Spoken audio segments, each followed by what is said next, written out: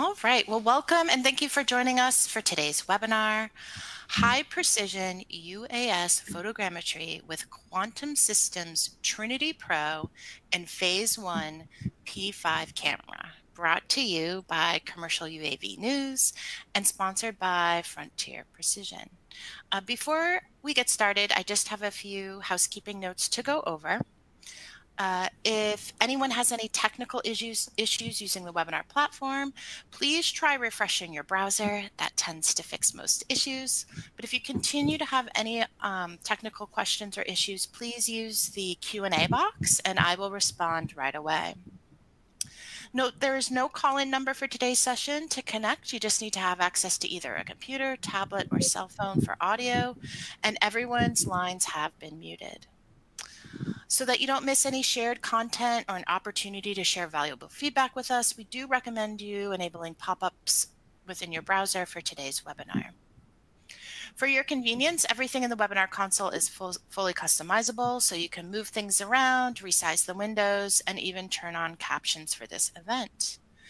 And at the bottom of your console, you'll find the resources box. This is where you can download the slides from today's webinar. As always, you can ask questions at any time using the Q&A box, and we'll leave time at the end of the webinar to run a Q&A with our speakers. If we're not able to get to all questions, I'll make sure to forward those off to our sponsor for follow-up via email. And finally, this webinar is being recorded, and you'll receive a thank you email with the on-demand materials within 2 business days. This will just be a link to access the webinar console again, to replay the webinar again if you'd like, or download the slides if you'd like. So again, look for that in your inbox within the next 2 business days. And with that out of the way, I'd like to hand it off to our speakers today. We've got Austin Rains. He is from Frontier Precision Unmanned. And then we've got Nick O'Neilio. He is from Quantum-Systems. So at this point, I will hand it off to Austin and Nick. Thank you, Laura.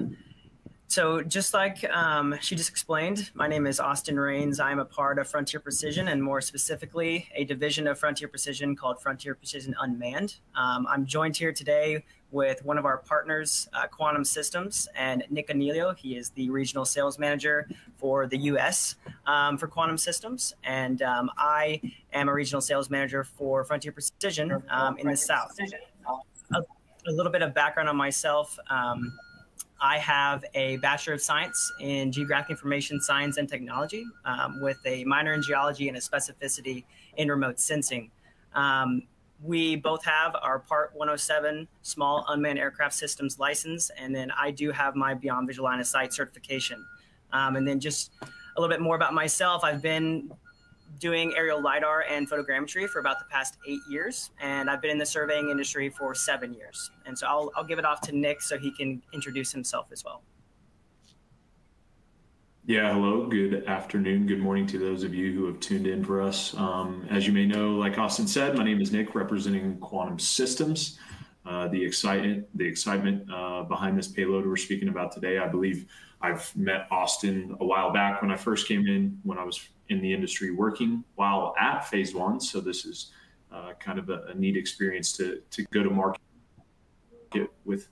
Been in the UAS industry for almost 10 years now, working from a drone DSP, so a drone service provider, and then working on the manufacturing side as well. So with that, I'll keep it short and sweet. And yeah, happy to be on board with Frontier here today. Austin, back to you. All right. And so today, you guys are joining us, and we're going to talk a lot about the Quantum-Systems Trinity Pro, and more specifically about its most recent integrated payload, the Phase 1 P5.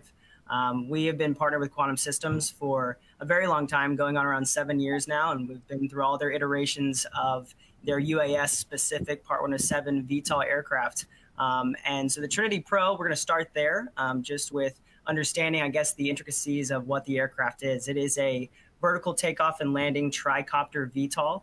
And a really cool thing about our partnership with Quantum-Systems is that they're one of our only UAS manufacturers who they are full proprietary in terms of their aircraft, in terms of their mission planning software side of things. That's something that is pretty unique in the industry. Obviously, when you're referencing companies like DJI and things like that, they have accomplished that. And so Quantum-Systems is our recommended vertical takeoff and landing fixed wing solution. They have a multitude of payloads. This is just some descriptions of pretty much what they have done, but they are, again, a vertical takeoff and landing tricopter VTOL, and then they are full proprietary across hardware and then also software. Just going on here in terms of their proprietary software side of things, they utilize a software called Cubase 3D. And so the cool thing about this, it is going to conduct all of your mission planning for any of the aircraft that Quantum-Systems supports.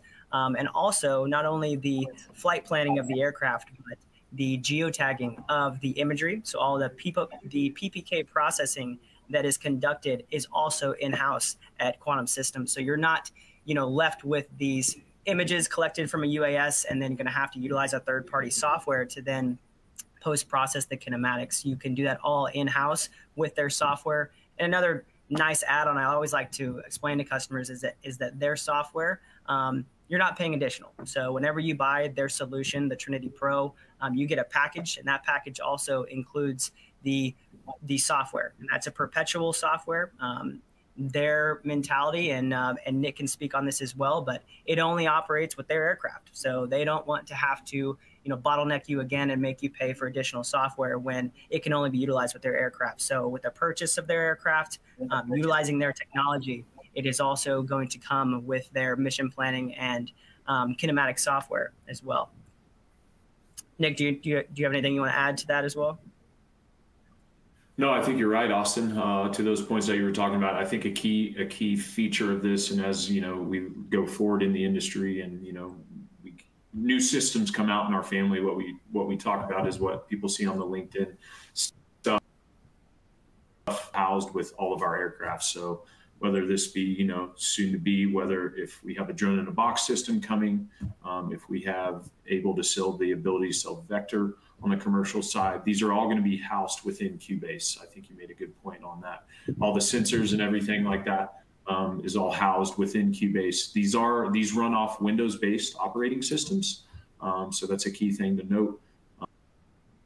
With some cool stuff in the as far as like tablets and that sort. But today, like Austin said, this Cubase flight planning software is running off of Windows laptop.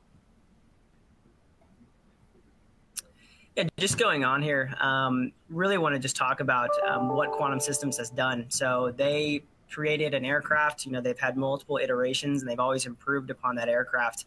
When you think about a fixed wing UAS, we started with belly landers, and then, those were very efficient. If you think back to the days of, the UX-11s or the SenseFly EBXs, those aircrafts, they served their purpose in the industry, but, the longevity of the aircrafts that we deal with now, we want to maintain their builds, and we want them to be able to be used successfully for years on end, and that comes with the VTOL. So Quantum-Systems has had multiple iterations of their design, and something I didn't mention about their design specifically is that it's not just a non-unique VTOL. You find those a lot in the industries with VTOLs, things like that. But with Quantum-Systems, it's a very specific design that you're not going to find that design on a different platform. They build their aircraft and it functions in a way very efficiently that's very unique and proprietary, again, to them. And they partner with companies like us to not only be trained and licensed support staff for them. We're pretty much an extension of Quantum-Systems in the US. And so, when a problem happens, you're not left with having to try to, utilize just only the manufacturer, but the partners. And like Frontier Precision, we would be able to support you. We conduct all our own trainings. We would support you in any issues that you had with your aircraft.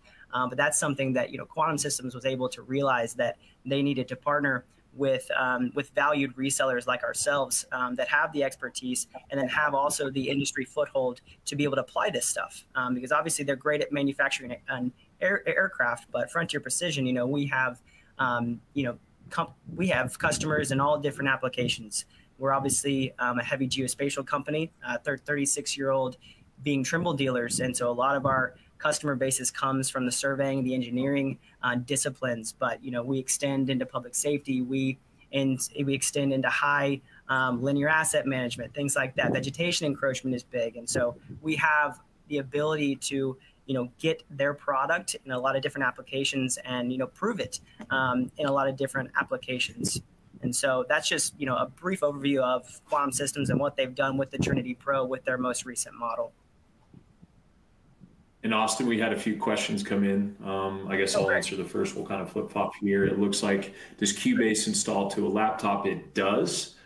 This is all in our starter kit, basically a QR code that takes you to a link for installs. You'll get file keys, and that is installed on your computer. And then secondly here, it looks like, is the Trinity controlled with a dedicated controller or via the software? So it is done with a controller. So we basically have branded essentially an Xbox controller that you are controlled and have control. You can do that two ways. You can do that via hardwire with USB, or secondly, you can do that Bluetooth. Austin, on that second question, I know you're probably one of the more experienced Trinity Pro users with what you guys do for us. Is there a certain way you prefer that controller to be connected, or Bluetooth? Yeah, no, I definitely, for all my trainings that I do for Trinity Pro users, and I'll add that we just conducted the Texas DOT, so they have partnered with us and they are utilizing the Trinity Pro for their fixed wing solution, and also 3 of the payloads that Quantum Systems has done. And when we did their training down in Austin, Texas, something that you find with just a traditional laptop is maybe only a couple of USB ports, maybe a couple of USB-C ports. But what the controller that they have has the ability to do is utilize a wireless connection. And so you can have your long-range modem, that is the telemetry, the connection to the aircraft. You can have that plugged into your PC. You can also have their ADS-B receiver that comes as a package with the Trinity Pro. So you're able to, on Cubase 3D, when you're flying, you're able to see all aircraft that are passing by. So you'll see their call signs, and so that is utilized with either a USB or a USB-C. And sometimes, you would be like, well, how are we going to connect the controller? Well, they have thought about that. You can use 2 AA batteries, and you can connect wirelessly via Bluetooth. So utilize those 2 ports, and you can be roving around with your controller. And it is a very valuable asset. But I will tell you that the Trinity Pro, it is a surveying machine. It is as autonomous as you can be. So that controller is really only for the landing procedures. You'll plan everything in Cubase 3D from takeoff all the way to landing. If you never wanted to touch the controller, you wouldn't have to. But it really windy conditions, things like that, or something that crosses your path. I mean, you're flying a mission, and then maybe something has now landed on your landing location. You might need to alter that landing position. That is what that controller is used for. But me and Nick were actually up in North Dakota last week, and we flew on a very, very windy day. And even then, he had the controller in his hand, but he pretty much maybe made a couple inputs, maybe, and it landed within the tolerance of its launch location or its landing position. And so, this thing is going to be very autonomous. There's not going to be a huge need for human intervention, but they have thought about that, and they have given you the ability, if you do need to intervene in landing and bring the aircraft up, or move it around in its vertical state. And so just another safety net that Quantum Systems has built into their aircraft. And just going on here, this is what the big portion of this webinar is for, is the Phase 1 P5. And so it's their most recent integrated payload for the Trinity Pro. A very cool partnership with 2 of our partners. So Frontier Precision is partnered with Phase 1, and they're also partnered with Quantum Systems. And when they made the relationship, and they pretty much gave the rights for the P5 to be integrated to the Trinity Pro specifically, I mean, it is a very innovative camera. You're getting 128 megapixels with 2 different lens that you can utilize. And we'll go into this a little bit, but when you're looking at the GSD and the resolution that can be attained at, the Part 107 maximum altitude limitations without a high altitude waiver, et cetera. I mean, that's when you get into, extremely, extremely high resolution, high survey grade validity with photogrammetry. And Nick's going to share some images that he has collected, that we've collected, so you can really see what you can attain between that, ground level to 400-foot maximum altitude allotted with the Part 107 license. Very good. Yeah, we'll get into that. Like Austin was hitting on, I think for us, this being the third sensor Quantum Systems has released in 1 year, I think that's a cool statement to say about the state of our company and what we're building and growing. As far as a manufacturer standpoint, I know, multiple dual use payloads are wanting to be used out there, so that people want to interchange their, we're adapting. The phase 1 was the third of 3 sensors released in a 12-month period. Yes, I know we released this. I believe the first time we released this, like anything in our industry, was back in November of last year. And so to Austin's point, these will start delivering beginning of November. So these are ready for order. Like he said, there's 2 different lens options. We have a 35 millimeter and a 80 millimeter. The images you'll see here in a little bit after Austin gets done and we get into some images is with the 80 millimeter lens option. These are metric calibrated cameras. Of course, what's the advantage there? It's free from that geomatic distortion. Some key selling points that we're kind of preaching to our end users are the uncompromised absolute accuracy. You're looking at robust data capturing. And then, of course, the purpose-built for readily available UAVs with Trinity Pro. Some of the use cases that we're doing these first mover programs, of course, the survey realms. A big one for us that we found recently is for roof inspections. And then gas and bridge as well.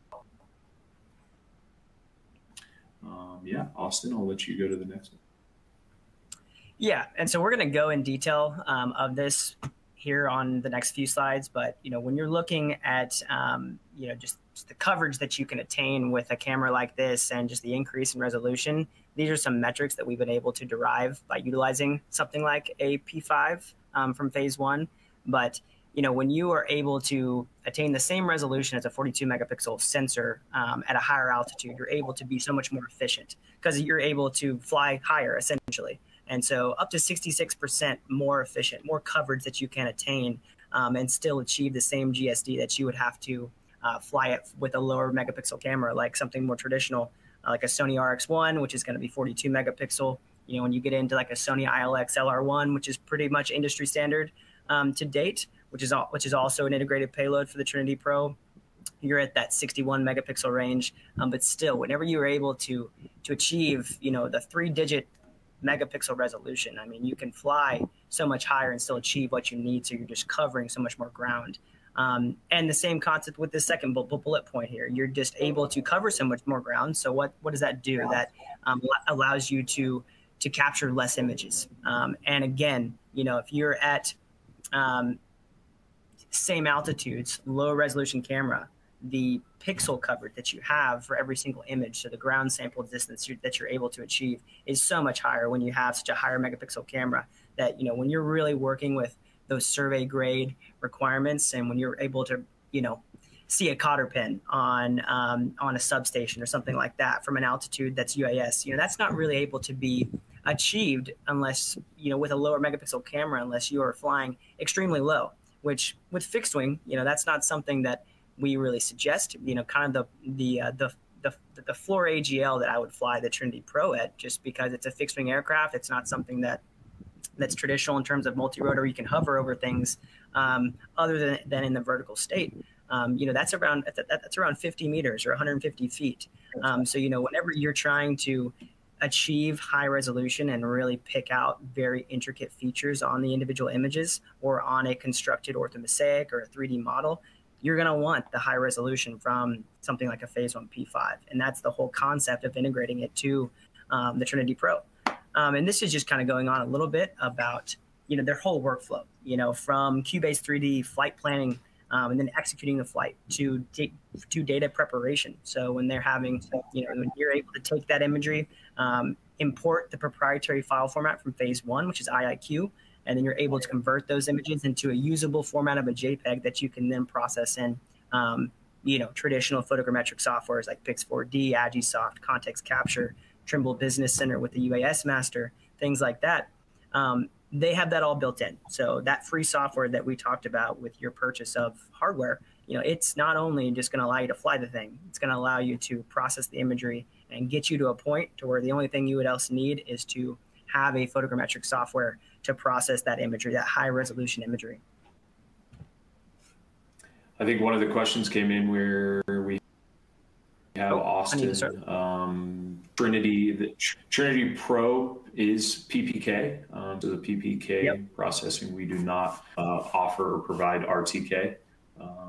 Let's see here. Let's answer a couple more of these. Is it possible to install on a helicopter? That is yet to be seen yet. I know with this sensor, phase 1, with the GS120, this is kind of a similar type model and sensor they have with it as far as the camera back, and that has been installed on the helicopter. Is the P5 hooked to the onboard So yes, all of that is in the XF data.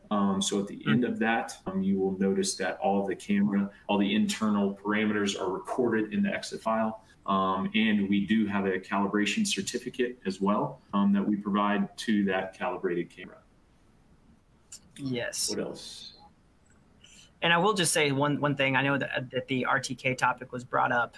Whenever you're talking about RTK in relation to a surveying application, PPK is always 100% going to be more accurate of a procedure in terms of accurately geotagging the imagery. RTK is great, real time, and it has a space, or it has a place in the industry. But what you're able to do when you reference imagery, the geotags of images to a static observation, you're able to go forwards and backwards processing versus real-time kinematics, RTK, it's in real time. So the accuracies that you can attain by utilizing a static observation that you can then in the surveying environment, you can either key in known coordinates or you can process that static through Opus, the online positioning user service, get an Opus corrected coordinate, apply those coordinates, and then process your imagery. That's how you really get to survey grade accuracies. And so that's why they utilize PPK because it's a surveying tool. It's not just an aircraft that can do a lot of things. It is, but they want the data that you collect to be able to be used in a surveying application, from the LiDAR that they collect with the aircraft to the imagery to the multispectral, all their different applications with the payloads that they've integrated. I'm trying to track these questions as well. Let's see here. Let's see. We got max control range, has gotten a BB loss waiver for Trinity. Yeah, the max control range, I mean, we're looking at kind of around that 2.5 to 3 mile range with the long range modem. So within visual line of sight. It is a visual line of sight aircraft. That's not to say that a BB loss waiver cannot be submitted. I do see that question here. In terms of having something like a detect and avoid system, it does not have one of those installed on the aircraft. So to get a geographically constrained BB loss waiver would be pretty difficult, I would say, with the Trinity Pro. But something high altitude or geographically constrained, that's something that can definitely be submitted to the FAA and would have a much better chance of being approved if you had a geographically constrained area that you wanted to fly BB loss. The cool thing about Cubase 3D is they have built-in workflows to be able to do those BB loss missions. It's called data link loss tolerances. And so if you do fly beyond the radio range and you have dropped signal, you can give allotted time for that connection to not be regained and to continue on the mission for the aircraft. Because everything that we do, just like with traditional aircraft, it's going to be uploaded to the aircraft before takeoff. So no matter what, it doesn't need to maintain that connection. Obviously, for the GCS, the ground control station, to receive the telemetry, you need to maintain that radio connection. But the aircraft, it knows what it's going to do regardless of the connection. And so you can set tolerances. If you knew you had a BB loss waiver If you're doing a long linear corridor that maybe you had a high altitude waiver, you could go BVLOS on this geographically constrained area. You can program the aircraft to continue on its mission by certain limitations of a link loss. And so, Quantum Systems builds in these things because they want the aircraft to be able to be utilized in a ton of different ways, not only just the visual line of sight aspect. And then moving on, Austin, I believe next is the video you were wanting to show. Oh, yep. So let's go ahead and do that. Let's see here. Perfect. So this is just going to be a process of Cubase 3D. It's going to be a very simplistic mission planning process. I just want to show you how easy it is. So the first thing you see here is going to be the selection of your aircraft and then the selection of your payload. So the Trinity Pro here, you can see that link loss tolerance there at 90 seconds. You can change that. And then we're going to select the P5 at 80mm lens. And then what you would do there is I'm going to plan a corridor. The cool functionality is if you had a KML, either a polygon or a polyline, you can easily just import that and it's going to build its corridor or its area mission off of that KML, that point or not point, that polygon or polyline geometry there. And so you can see here, for this corridor mission, you can set a width of the width that you need to attain on the center line. And then you'll be able to, I know I go pretty quick here, but you can also see the GSD that we're able to achieve with that 80mm lens. This is going to be the takeoff and landing. You would just pretty much set the location of the aircraft. If we were connected to the aircraft, you would see an aircraft icon, and then you would transition into the wind, set your flag as your landing position. The Trinity Pro also has a unique functionality that all other vertical takeoff and landing aircraft really don't have the ability to do. Is going to be a circular landing pattern where it will descend down to a programmed altitude and then simultaneously kick on the back prop to vertically transition right over the launch location. Then also, just another safety mechanism that's built into the aircraft. You can have a safe return path. If you knew that regardless of something, an RTL that's keyed in, a return to land, a link loss tolerance that hasn't been regained, and you knew you could not transition back at a certain altitude from a certain location on your area, you can set certain paths that the aircraft will fly back to your home position that you know is safe. And so this is just kind of going through showing the progression. We have our takeoff and landing. We transition to our area. You can see we're achieving around 0.5 centimeter per pixel resolution, which is, that is pretty extreme resolution, and that's achieved from 150-foot altitude. And so, when you're looking at stuff like that, that's really how you get to be able to read barcodes off of things when you're at those altitudes. And then you would just simply go into the monitoring mission page, and then this is how you would induct the mission. I know that was a crash course and very fast, but that is what you would do, and that is the ease of use. And we conduct trainings for people in terms of photogrammetry. We do a 1-day training. If it has LiDAR involved, we'll do a 2-day training typically. And so we have the confidence with our new users that we can train them in a day or 2 days to be able to conduct these missions safely and accurately themselves. Good stuff. I guess there are a couple questions in here. I'll give you a little break, Austin. I'll run through. Is the camera good for transmission inspections? Good question. I'll show some imagery later, which I think it would be super successful in that environment. Oh yeah. Depending now, the one thing about Trinity Pro and the hover mode, that's not available. So this will cruise down a corridor, typical cruising speed of about 18 meters per second. But some of the images I'm seeing, and Austin, correct me if I'm wrong here, but I do believe it could be somewhat successful. Now that's all going to depend upon what the people are looking for on those transmission lines. Yeah. No, I would completely agree. I think linear asset inspection, transmission, or distribution lines is one of the biggest applications for the P5 in a photogrammetric sense, because, sure, it's not going to be the traditional inspection that you guys are maybe familiar with a multi-rotor and a low megapixel camera, or, thermal, or whatever you're doing your inspections, high zoom capability, where you're hovering around a tower or something like that and taking images. You would be flying over the center line and with adequate overlap on maybe a flight line on the center of the corridor, and maybe on the side, and then the opposite side.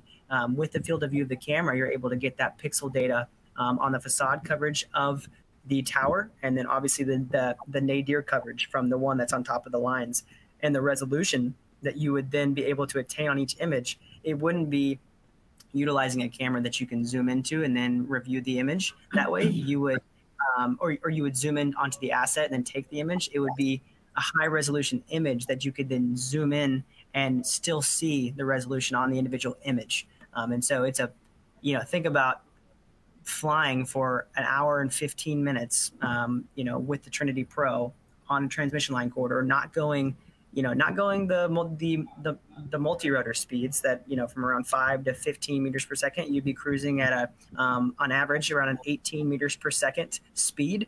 So you're moving faster. The camera shutter is able to keep up, and you're able to take a lot of images that then you would review as an inspection purpose and still be able to read and understand the intricate details. So I think the P5, phase one in general, but even on their man side of things, and Nick used to work at phase one. I mean, right, they are more so such high resolution imagery to utilize inspection based purposes versus, sometimes they're so high resolution that the stitching it's going to take longer. And so we would even, you can convert the IIQ files down to a lower megapixel just to construct an orthomosaic and a 3D model a little bit better. But phase one, I think their bread and butter is, that high resolution at maximum that you can really, analyze an image and, pull things that you wouldn't be able to see on other lower resolution cameras on their still images. Good stuff. And then before Austin goes to the next slide, there's a couple here I can answer. Is there a nose FPV? So is there a first person view on Trinity Pro? No. Our operator, Alex, so we do have a couple people that have done that. And I will say you have to have another Windows-based computer, so some type of laptop that has Cubase activated within that for a handoff type procedure. So, yeah. Austin, back to you. Yeah, and this is just going to show some projects that we've actually conducted. So, what is it great for in terms of the Trinity Pro with any of their cameras, specifically the Phase 1 P5, large acreage, long linear corridors, pipeline right-of-ways, as-built, after-built, overhead power is what I'm referencing with OHP, high altitude waivers that we can talk about. Because again, think about the coverage you can get if you're not, and the resolution that you're still able to attain if you're not limited to that 400 feet. If you have a geographically constrained area and you do get a high altitude waiver through the FAA and you're able to fly this maybe 600 feet, 700 feet, AGL, geographically constrained, and Class G airspace, that's covering some ground. So that's what UAS is built for, is to be as efficient as possible. And that's what VTOL fixed wing UAS is built for, to be even more efficient than traditional multi-rotor. But you can see here, this is just a project, and you can see that this is 2,500 acres. We were able to construct or capture over 10,000 images in one day, and then construct those in Pix4D Matic that you see here there on the right. That was flown with the Trinity Pro. So you can see here the flight lines or the trajectory of what we flew, and then how that correlates to a stitched together 2D orthomosaic, and then which is derived from a 3D point cloud. So that is, that's the efficiencies that you can attain. So, think about 8 flights being able to cover 2,500 acres, very high resolution, or how long would that take you to conduct it with a multi-rotor? That's really where these things find a avenue into different industries, is because they're just increasing efficiency, which in turn increases profitability. And I'm going to let Nick go into this. I tried to do my best, but obviously with PowerPoint, this is going to be the nadir image on the left, and this is actually from the flight. If any of you were at Commercial UAV and went to the in-field demo, we flew the Trinity Pro with the Phase 1 P5, and this is one of those images. So this is a P5 camera image, and then this is zooming in, but obviously this is just a picture of yours. I'm going to let Nick showcase his images, which are going to be a lot easier to understand the resolution increase and how great this camera really is. Yeah, awesome. Can you give me a verbal yes if you can see my screen? I've got it. Right on. So what you're looking at here, these are some areas, and with fall happening everywhere, I think for most of you out there today that spend most of the time in the field flying, collecting, we're starting to see some color change as well. But some of the key features here, I mean, as you can tell, talk about crisp, like holding the image, you know, no pixelation on corners, not just the middle, is super pretty sweet to see. And as you can see here, this is at 400 feet. We're able to see a no parking time or no park street sign from up above that I wanted to bring out. I thought another cool point was this photo right here. For those of you interested in Corvettes, as you can see, let this load. We got a beautiful black Corvette from above. And then lastly, for some roof inspections, which actually I'm going to bring up, it is voting season for those of you that don't know, who haven't been seeing the signs and stuff, but I thought this was a pretty cool feature to show. This was at 400 feet.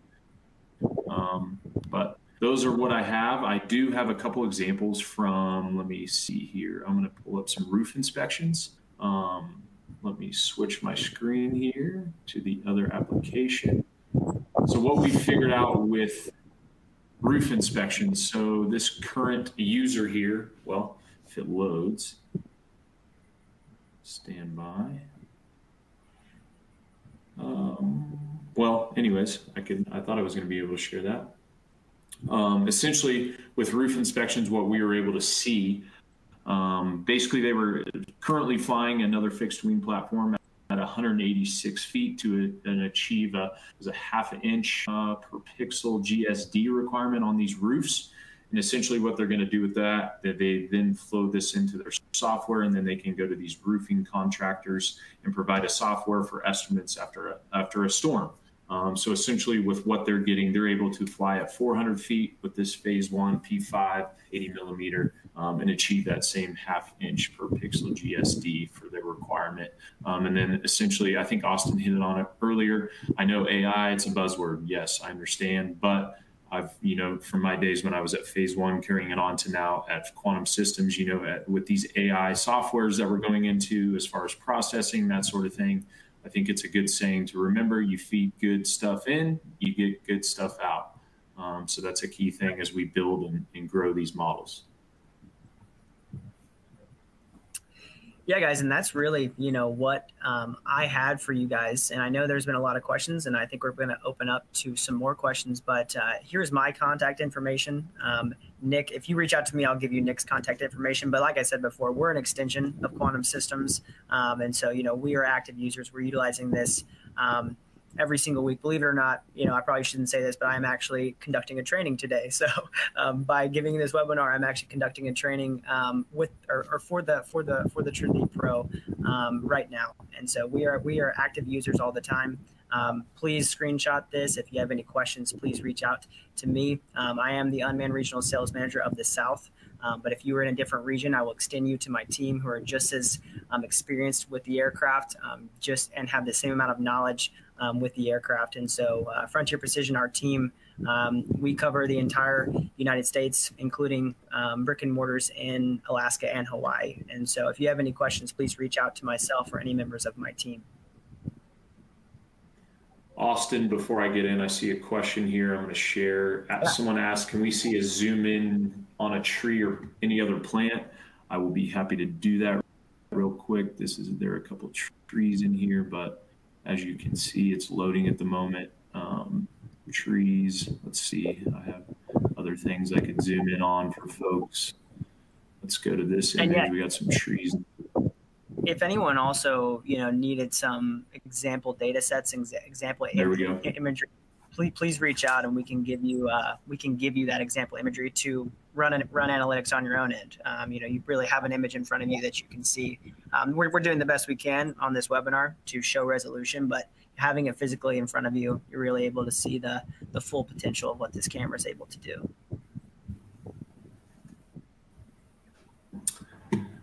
Laura, I think we will conclude our side from Austin and myself and pass it back to you. Great. We have a couple questions that have come in, so we'll get through a few more. A question: can the Trinity be launched by hand to avoid launching in wind? Austin, you want to? So, Yeah, so About our no. experience last week.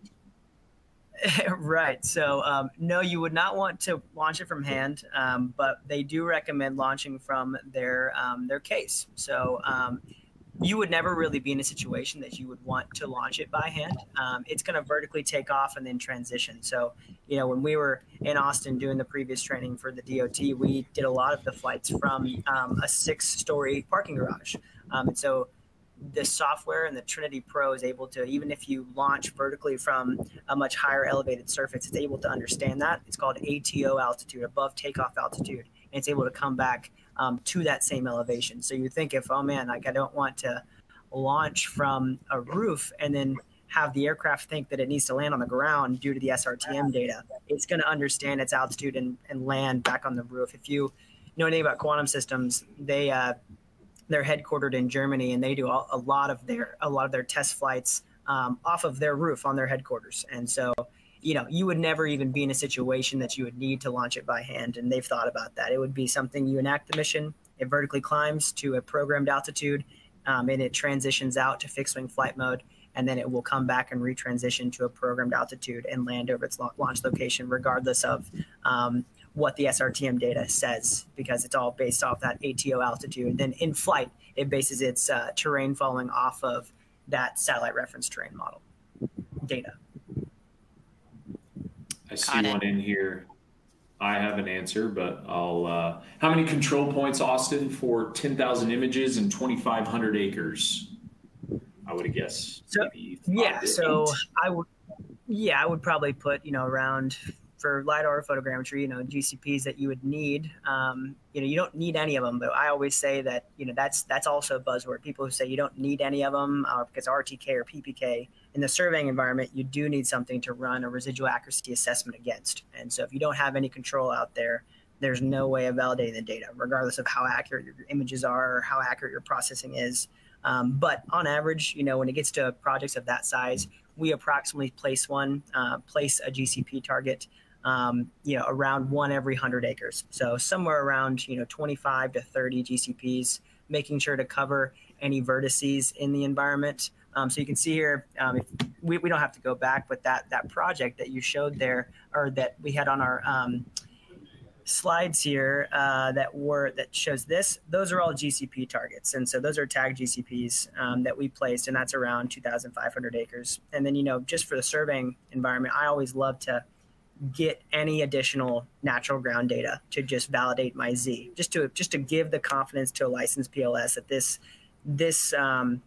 you know, this data that we're deriving from remote sensing, either photogrammetric or LiDAR or what have you, is accurate enough that they can use it for design. And so that's, you know, that really comes back into how many does he have confidence, how many does he want to place, but it's not something like historically where PPK was just by tagging GCPs on, you know, metric level accuracy images, we're able to geotag the imagery down to a much higher level of accuracy. So the construction should need little to no intervention in terms of dynamic georeferencing or anything like that, which is what you are doing when you're tagging in these photogrammetric softwares.